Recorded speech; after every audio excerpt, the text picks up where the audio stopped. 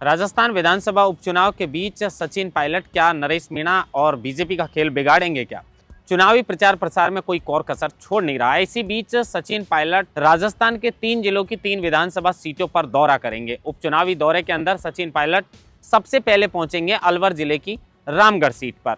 अब इस रामगढ़ सीट पर दिवंगत जो विधायक हैं स्वर्गीय जो जुबेर खान, उनके बेटे आर्यन जुबेर को टिकट मिला है और आर्यन जुबेर की जो चुनावी सभा है उसमें सचिन पायलट पहुंचेंगे।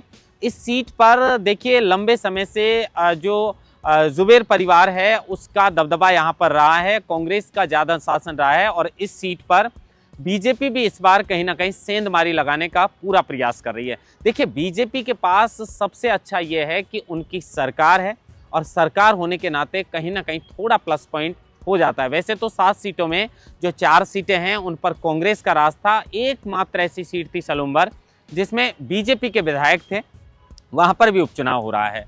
तो रामगढ़ के अंदर कहीं ना कहीं जुबेर खान के जो बेटे हैं आर्यन जुबेर, उनके प्रचार प्रसार में और उनको मजबूत करने के लिए वोट बैंक को साधने के लिए सचिन पायलट पुरजोर प्रयास वहां पर करेंगे।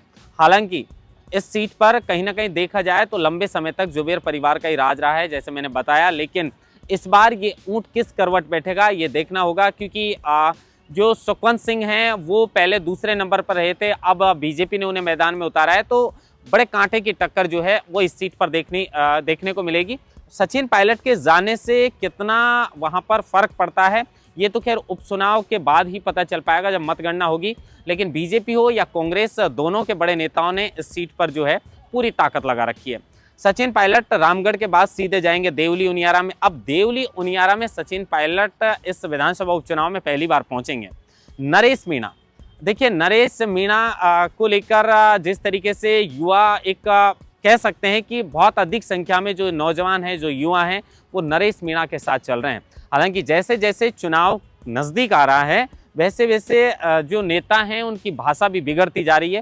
खैर वो उनका पर्सनल मैटर है, लेकिन नरेश मीणा जो हैं वो सचिन पायलट गुट के नेता माने जाते थे। अब तक भी कई सोशल मीडिया जो अकाउंट्स हैं उनमें सचिन पायलट के साथ ही नरेश मीणा की फ़ोटो लगी हुई है। खैर वो बात अलग है कि सुखजिंदर सिंह रंधावा ने नरेश मीणा को कांग्रेस पार्टी से निलंबित कर दिया है। दूसरी बार नरेश मीणा कांग्रेस पार्टी से निलंबित किए गए हैं। अब नरेश मीणा का जो खेल वहां पर बन रहा था और केसी मीणा के प्रचार के लिए कल सचिन पायलट और गोविंद सिंह डोटासरा जाएंगे। इस सीट पर त्रिकोणीय मुकाबला था राजेंद्र गुर्जर के बीच और केसी मीणा और जो नरेश मीणा हैं उनके बीच। अब नरेश मीणा ने कहीं ना कहीं जो है वो दोनों प्रत्याशियों की नींद उड़ा रखी थी। ज़्यादा नींद कांग्रेस की इसलिए उड़ी हुई थी क्योंकि नरेश मीणा कांग्रेस से बगावत कर ये चुनाव लड़ रहे हैं, तो कहीं ना कहीं ज़्यादा नुकसान अगर इस सीट पर होता तो वो कांग्रेस पार्टी का होता, इसलिए कांग्रेस को थोड़ी ज़्यादा चिंता थी। लेकिन अब सचिन पायलट कल वहाँ जा रहे हैं। क्या सचिन पायलट के पहुँचने से नरेश मीणा का खेल बिगड़ेगा क्या, पता नहीं, लेकिन सचिन पायलट जहाँ भी जाते हैं, जिस प्रत्याशी के लिए भी वो प्रचार सभा करने के लिए जाते हैं, चुनावी दौरे के लिए जाते हैं, माहौल बिल्कुल बदल जाता है। जिस तरीके से दौसा में बदला था तो कुछ माहौल तो जो है वो देवली के अंदर कहीं ना कहीं बदलेगा। राजेंद्र गुर्जर की भी इसलिए टेंशन, हालांकि राजेंद्र गुर्जर के लिए भी बीजेपी के पूरे बड़े नेताओं ने ताकत लगा रखी है देवली उनियारा में। पहले वो विधायक भी रह चुके हैं, एक बार उनका टिकट काटकर विजय बैंसला को पार्टी ने टिकट दिया था। हालांकि विजय बैंसला ये चुनाव हरीश मीणा से हार गए थे और हरीश मीणा के सांसद बनने के बाद ही इस सीट पर चुनाव है। ऐसे में देखना ये होगा कि पायलट के देवली उनियारा जाने के बाद माहौल कितना बदलता है। देवली उनियारा के बाद सीधा सचिन पायलट जो हैं वो आएंगे दौसा। अब दौसा राजेश पायलट, स्वर्गीय राजेश पायलट का गढ़ है, सचिन पायलट का गढ़ है, कर्म भूमि रही है। तो दौसा में तो जब सचिन पायलट की एंट्री होती है तो माहौल पूरा ही बदल जाता है। पिछली बार देखा होगा जब डीसी बैरवा के लिए वो सभा करने गए थे तो किस तरीके से डीजे पर थिरकते हुए नजर आए थे। उसके बाद गाड़ी की फ्रंट सीट पर बिठाकर डीसी मीणा को बिठाकर जो है वो सैंतल में पहुंचते हैं और सैंतल में पहुंचने के बाद ट्रैक्टर चलाते हुए मुरारलाल मीणा को बिठाकर और जिस तरीके से लोगों का अभिवादन स्वीकार करते हुए सचिन पायलट वहां से गुजर रहे थे, सच में वो जो नज़ारा था वो देखने लायक था। और कहीं ना कहीं सचिन पायलट के वहाँ पहुँचने से माहौल तो जो है वो डीसी बैरवा का बना था। अब इस सीट पर भी मैंने जितनी भी जो खबरें प्रकाशित हमारे लोकमत हिंदी के माध्यम से हुई, मैंने हर बार कहा है कि बड़े कांटे की टक्कर जो है वो इस सीट पर है। विधानसभा उपचुनाव में अगर देखा जाए तो सबसे ज़्यादा किसी सीट पर नज़र है तो वो दौसा, देवली उनियारा और जो खींवसर है, इन तीनों सीटों पर सबसे ज़्यादा नज़र है। दौसा पर इसलिए सबसे ज़्यादा नज़र है क्योंकि किरोड़ी लाल मीणा के भाई जगमोहन मीणा को जब यहाँ से टिकट मिला था तो पूरा जो है खेल एकदम बदल गया था।